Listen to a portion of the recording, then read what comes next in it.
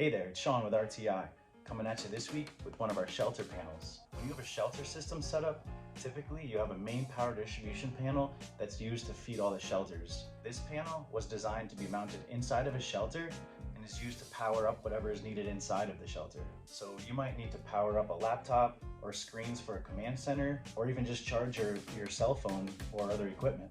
This version has a 60 amp Class L inlet and feed through, which allow you to chain multiple panels together for larger shelters or feed it through to power another shelter. This panel has 6 20 amp Edison duplex outlets, but we can configure this to have any straight blade, twist lock, pin and sleeve, or circular mil-spec connector that's needed for your application. And each outlet has its own indicator light to give a clear visual that there is power available. And then behind this hinge door, we have the circuit breakers here, as well as the meter, which allows you to measure voltage, current, frequency of each phase.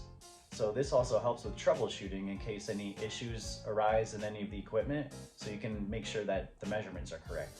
We can make this panel any color and add any metal photo or phenolic labels that you might need for your application. This viewing window makes it quite easy to see the breakers and the meter.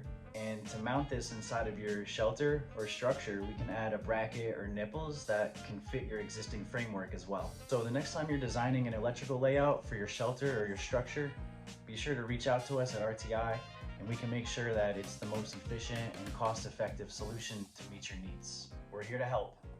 Catch you later.